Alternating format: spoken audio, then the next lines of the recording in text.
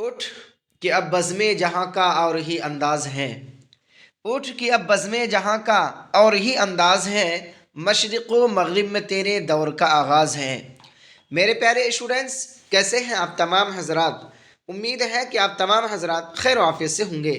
Students, जैसा कि आप हजरात को मालूम है कि आज मैं आप हजरात को दरख्शां उर्दू हिस्सा दोम क्लास 10th यानी मैट्रिक वालों के लिए आज मैं बहुत ही अहम सबक लेकर हाजिर हुआ हूँ। स्टूडेंट, जो है आपका सबक नंबर 14 गज़ल दस्त आसाए मौजज़ा गर भी उसी का है। और सबक नंबर 15 दोहा है ना, जो लिखे हैं ज़फ़र गोरखपुरी। और सबक नंबर 16 है गीत जमुना की लहरें उठती है, जिसके राइटर यानी मुसन्निफ हैं सलाम मछली शहरी।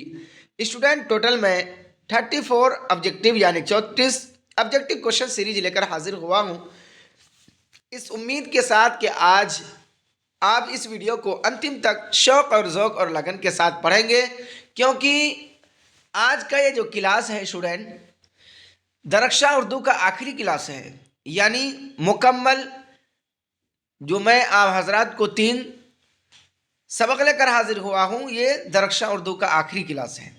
इसके बाद इंशाअल्लाह कल से मैं आपको किताब रोशनी से इब्तिदा करने की कोशिश करूँगा। उनमें भी 10 क्वेश्चन आपका ऐसे भी आता है जो रोशनी किताब से पूछी जाती है। तो चलिए स्टूडेंट, बिला किसी ताख़ीर के आज के इस क्लास को आगाज़ करते हैं, इस उम्मीद के साथ कि आप पूरी वीडियो को अंतिम तक देखेंगे। इससे पहले मैं आपसे यही रिक्वेस्ट करूंगा कि स्टूडेंट, अगर आज की क्लास ये वीडियो अच्छी लगे तो आप ज़्यादा से ज़्यादा शेयर करें, लाइक करें और कमेंट करके ज़रूर बतलाएं। और अपने मोबाइल के व्हाट्सएप के स्टेटस में आज की इस वीडियो का लिंक को ज़रूर लगाएं। तो चलिए स्टूडेंट, शुरू करते हैं। सवाल नंबर 1, क्या है इरफान सिद्दीकी की पैदाइश कब हुई?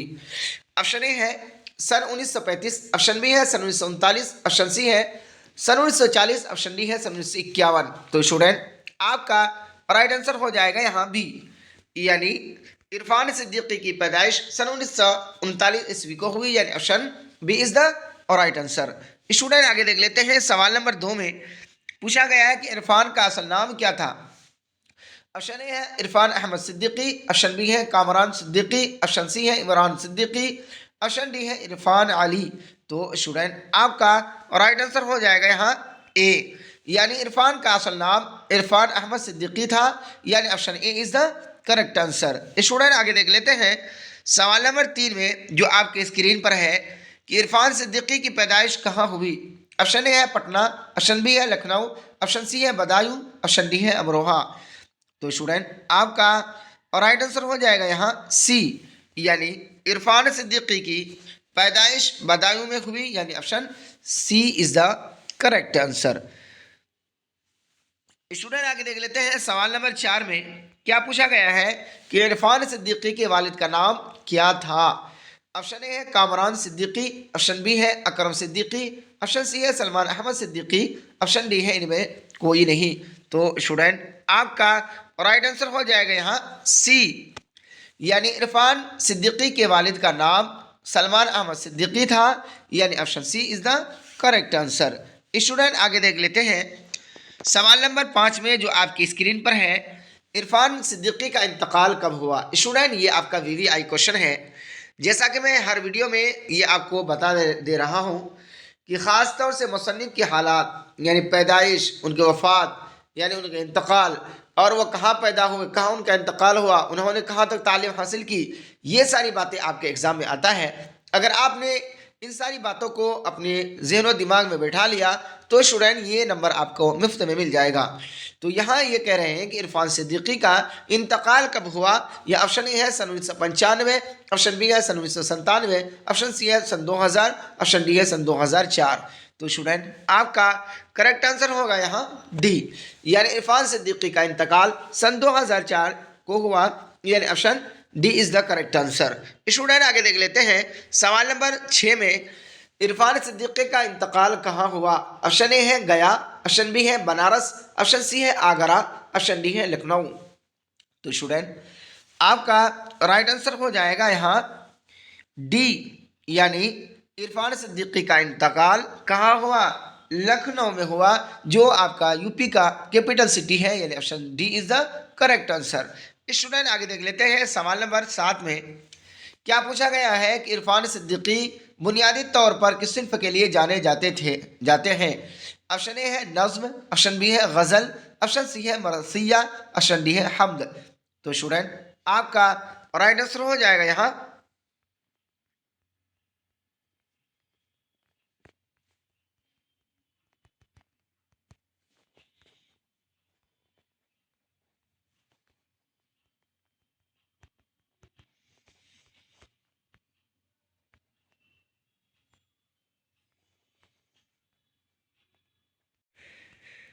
राइट आंसर हो जाएगा यहाँ बी, यानी इरफान सिद्दीकी बुनियादी तौर पर गजल सिन्फ के लिए जाने जाते हैं, यानी option B is the correct answer. Student आगे देख लेते हैं सवाल नंबर 8 में क्या पूछा गया है कि इरफान सिद्दीकी के वालिद पेशे से क्या थे, है ना? ऑप्शन ए है वकील, ऑप्शन बी है ताजिर, ऑप्शन सी है डॉक्टर, ऑप्शन डी है उस्ताद। तो स्टूडेंट आपका राइट आंसर हो जाएगा यहाँ ए, यानी इरफान सिद्दीकी के वालिद पेशे से वकील थे, यानी option A is the correct answer. Student आगे देख लेते हैं सवाल नंबर 9 में क्या पूछा गया है कि इरफान सिद्दीकी का शेरी मजमुआ यकजा तौर पर किस उन्वान से छपा, यानी किस टॉपिक से छपा? यहाँ ऑप्शन ए है आशियाना, ऑप्शन बी है दरिया, ऑप्शन सी है खुशबू, ऑप्शन डी है समंदर। तो स्टूडेंट आपका राइट आंसर हो जाएगा यहाँ बी, यानी इरफान सिद्दीकी का शेरी मजमुआ यकजा तौर पर दरिया उन्वान से छपा, यानी option B is the correct answer. Student आगे देख लेते हैं सवाल नंबर 10 में क्या पूछा गया है, जो आपकी स्क्रीन पर है कि इरफान सिद्दीकी ने किस मौजू से MA किया? मौजू कहते हैं टॉपिक को। ऑप्शन ए है अंग्रेजी, ऑप्शन बी है अरबी, ऑप्शन सी है इमरानियात, ऑप्शन डी है फारसी। तो स्टूडेंट आपका राइट आंसर हो जाएगा यहाँ सी, यानी इरफान सिद्दीकी ने इमरानियात मौजू से MA किया, यानी option C is the correct answer. Student आगे देख लेते हैं सवाल नंबर 11 में पूछा गया है कि सबकदोशी के बाद, सबकदोशी बोलते हैं रिटायरमेंटरी को, यानी रिटायरमेंटरी के बाद इरफान सिद्दीकी कहाँ सुकूनत इख्तियार की, यानी कहाँ रहने लगे? जब वो रिटायर हो गए अपने नौकरी से तो कहाँ रहने लगे? तो यहाँ ऑप्शन ए है लखनऊ, ऑप्शन बी है दिल्ली, ऑप्शन सी है पटना, ऑप्शन डी है आगरा। तो स्टूडेंट आपका राइट आंसर हो जाएगा यहाँ ए, यानी सबकदोशी के बाद इरफान सिद्दीकी लखनऊ में सुकूनत इख्तियार की, यानी option A is the correct answer. Student आगे देख लेते हैं सवाल नंबर 12 में जो आज के सबक नंबर 14 का आखिरी क्वेश्चन है, इसमें पूछा गया है कि इरफान सिद्दीकी का ताल्लुक किस खानदान से था? ऑप्शन ए है सिद्दीकी खानदान, ऑप्शन बी है बदायूं खानदान, ऑप्शन सी है शेख सिद्दीकी, ऑप्शन डी है इनमें कोई नहीं। तो स्टूडेंट आपका राइट आंसर हो जाएगा यहाँ सी, यानी इरफान सिद्दीकी का ताल्लुक शेख सिद्दीकी खानदान से था, यानी option C is the correct answer. Student आगे देख लेते हैं सबक नंबर 15 क्या है? दोहे कर दोहा किसका है? जफर गोरखपुरी का। सवाल नंबर 1 में है कि जफर गोरखपुरी की पैदाइश कब हुई? ऑप्शन ए है सन 1930, ऑप्शन बी है सन 1935, ऑप्शन सी है सन 1936, ऑप्शन डी है सन 1939। तो स्टूडेंट आपका राइट आंसर हो जाएगा यहाँ बी, यानी जफर गोरखपुरी की पैदाइश सन 1935 ईस्वी को हुई, यानी option B is the correct answer. Student आगे देख लेते हैं सवाल नंबर 2 में क्या पूछा गया है कि दोहा में कितने मिसरा होते हैं? ऑप्शन ए है 2, ऑप्शन बी है 4, ऑप्शन सी है 5, ऑप्शन सी है 6, ऑप्शन डी है 1। तो स्टूडेंट आपका राइट आंसर हो जाएगा यहाँ ए, यानी दोहा में 2 मिसरा होते हैं, यानी option A is the correct answer. Student आगे देख लेते हैं सवाल नंबर 3 में क्या पूछा गया है कि जफर गोरखपुरी की शायरी के कितने मजमूए हैं? ऑप्शन ए है 6, ऑप्शन बी है 7, ऑप्शन सी है 9, ऑप्शन डी है 4। तो स्टूडेंट आपका राइट आंसर हो जाएगा यहाँ बी, यानी जफर गोरखपुरी की शायरी के 7 मजमूए हैं, यानी option B is the correct answer. Student आगे देख लेते हैं सवाल नंबर 4 में क्या पूछा गया है कि दोहा किस जबान की सिर्फ है। ऑप्शन ए है उर्दू, ऑप्शन बी है हिंदी, ऑप्शन सी है फारसी, ऑप्शन डी है अरबी। तो स्टूडेंट आपका राइट आंसर हो जाएगा यहाँ बी, यानी दोहा जो है हिंदी जबान की सिर्फ है, यानी option B is the right answer. Student जैसा कि आपको मालूम है कि आपका एग्जाम बिल्कुल करीब है ना, यानी फरवरी 15 या 17 से आपका एग्जाम होने जा रहा है। स्टूडेंट ये एग्जाम आपकी ज़िंदगी में दोबारा नहीं आने वाला है। अगर आपने 90+ नंबर नहीं लाया, जिस उम्मीद के साथ आपके पेरेंट्स यानी गार्जियन, आपके वालिदैन है ना, ख्वाहा है काश कि मेरा लाडला या लाडली 90+ नंबर लाए और मेरा नाम मुआशरे के अंदर, सोसाइटी के अंदर है ना, गांव के अंदर रोशन करें, तो स्टूडेंट आपके लिए उतना मेहनत करना पड़ेगा। अगर आपने अब तक तैयारी नहीं किया तो आपके पास है ना अभी है 15 से 20 दिन है। इंशाअल्लाह यही 15-20 दिन के अंदर अगर आप मेहनत से शौक़ और ज़ौक़ के साथ तैयारी करेंगे तो इंशाअल्लाह आप 90+ नंबर ला सकते हैं। दुनिया की कोई ताकत नहीं है कि आपको 90+ नंबर लाने से रोक सके, क्योंकि मैंने ऐसे ऐसे वीडियो बनाकर इस चैनल के माध्यम से डाल चुका हूँ, पढ़ा चुका हूँ। उसमें जाकर आप है ना देख सकते हैं। इंशाअल्लाह यही 10-15-20 दिन के अंदर ऐसा तैयारी करा दूंगा कि फिर आपको एग्ज़ाम हॉल के अंदर टेंशन लेने की ज़रूरत ही नहीं पड़ेगी और आप इंशाअल्लाह सुम्मा अल्हम्दुलिल्लाह क्या है, आप 90+ नंबर ज़रूर ला सकते हैं। बस शर्त यह है कि आप 10 से 15 दिन जो बचा हुआ है उसके अंदर आपको हर चीज़ से क्या बरतरफ होना पड़ेगा, चाहे वो मोबाइल हो या दोस्त यार हो, है ना, क्योंकि दोस्त यारी कब काम आता है, जब आप सक्सेस होंगे। अगर आप सक्सेस नहीं हैं तो वो दोस्त भी आपको छोड़कर चले जाएंगे, है ना। अगर आप सक्सेस हैं तो हज़ारों लोग आपसे दोस्ती करने के लिए तैयार रहेंगे, लेकिन अगर आप सक्सेस नहीं हैं तो अपने दोस्त ही आपको लात मार कर चल देंगे। तो चलिए स्टूडेंट आगे देख लेते हैं सवाल नंबर 5 में कि जफ़र गोरखपुरी का ताल्लुक किस सूबा से है। सूबा कहते हैं रियासत को, स्टेट को। ऑप्शन ए है बिहार, ऑप्शन बी है उड़ीसा, ऑप्शन सी है बंगाल, ऑप्शन डी है यूपी। तो स्टूडेंट आपका राइट आंसर हो जाएगा यहाँ डी, यानी जफ़र गोरखपुरी का ताल्लुक सूबा यूपी से है, यानी option D is the correct answer. Student आगे देख लेते हैं सवाल नंबर 6 में क्या पूछा गया है कि जफ़र गोरखपुरी इनमें जफ़र गोरखपुरी का बच्चों के लिए कौन सा मजमुआ है। ऑप्शन ए है दरिया, ऑप्शन बी है खुशबू, ऑप्शन सी है सच्चाइयाँ, ऑप्शन डी है बोसानम। तो स्टूडेंट आपका करेक्ट आंसर होगा यहाँ सी, यानी इनमें से जफ़र गोरखपुरी का बच्चों के लिए सच्चाइयाँ मजमुआ है, यानी option C is the correct answer. Student आगे देख लेते हैं सवाल नंबर 7 में क्या पूछा गया है कि दोहे के हर मिसरे में कितने चरण होते हैं। ऑप्शन ए है 2, ऑप्शन बी है 3, ऑप्शन सी है 1, ऑप्शन डी है इनमें कोई नहीं। तो स्टूडेंट आपका राइट आंसर हो जाएगा यहाँ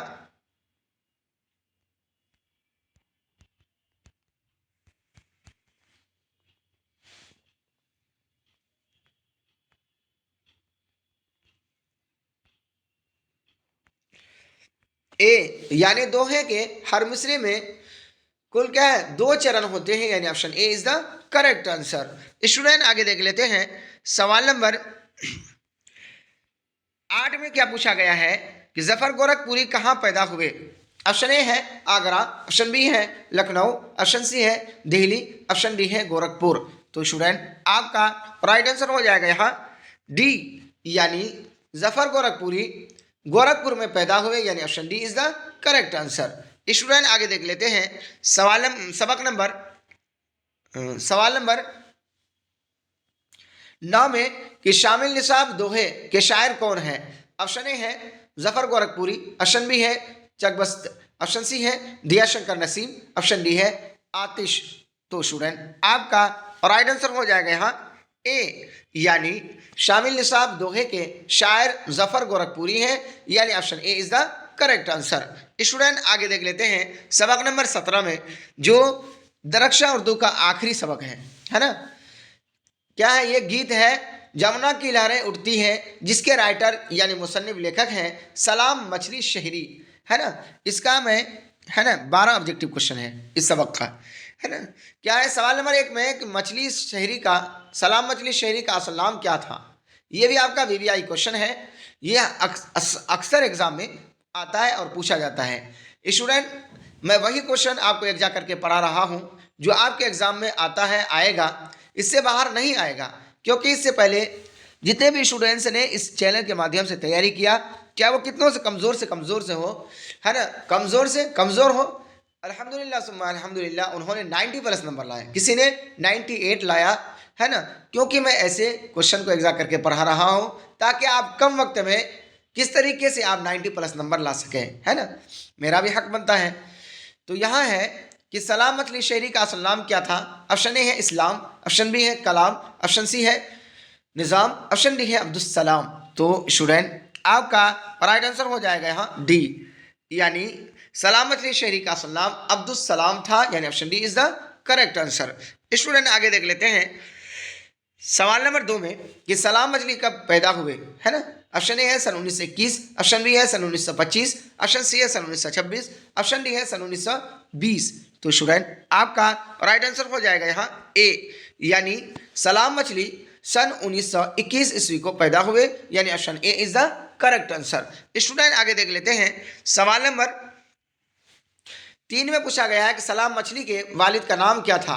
ऑप्शन ए है अब्दुल्ला, ऑप्शन बी है अब्दुल रज़ाक, ऑप्शन सी है अब्दुल रहीम, ऑप्शन डी है कोई नहीं। तो स्टूडेंट आपका राइट आंसर हो जाएगा यहाँ बी, यानी सलाम मछली के वालिद का नाम अब्दुल रज़ाक था, यानी option B is the correct answer. Student आगे देख लेते हैं सवाल नंबर 4 में क्या पूछा गया है, जो आपकी स्क्रीन पर है, कि कह रहे हैं कि सलाम मछली की पहली नज़्म कब छपी। ये भी आपका वीवीआई क्वेश्चन है स्टूडेंट, ये आपके एग्जाम में ज़रूर आएगा। यहाँ है कि ऑप्शन ए है सन 1930, ऑप्शन बी है सन 1932, ऑप्शन सी है सन 1935, ऑप्शन डी है सन 1936। तो स्टूडेंट आपका राइट आंसर हो जाएगा यहाँ सी, यानी सलाम मछली की पहली नज़्म सन 1935 ईस्वी को छपी, यानी option C is the correct answer.